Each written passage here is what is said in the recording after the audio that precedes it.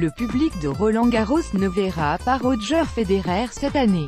Comme en 2017, le Suisse a décidé de ne pas s'aligner sur les tournois sur terre battue. Il l'a annoncé après sa défaite au deuxième tour du Masters 1000 de Miami, samedi, face à Thanasi Kokkinakis, 3-6, 6-3, 7-6. Ce n'est pas réellement une surprise tant le Suisse est apparu émoussé en Floride, lui qui aura 37 ans en août prochain. J'ai décidé de ne pas disputer la saison sur terre battue, a simplement lâché celui qui perdra sa place de numéro 1 mondial au profit de Rafael Nadal dans 9 jours. On a convenu avec mon staff que c'était plus facile de rester sur 2 surfaces que sur 3 en ce moment.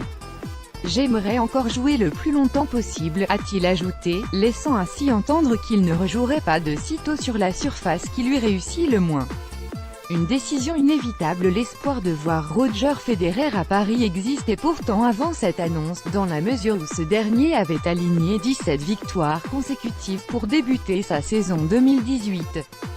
Soit un record personnel, et qu'il ne semblait pas être dérangé par la succession des tournois. Avant de chuter en finale à Indian Wells face à Juan Martín del Potro dimanche dernier. Et de perdre dans la foulée face à Thanasi Kokkinakis, qui vaut plus que sa modeste 175e place mondiale. Un enchaînement malheureux inédit pour lui depuis printemps 2014.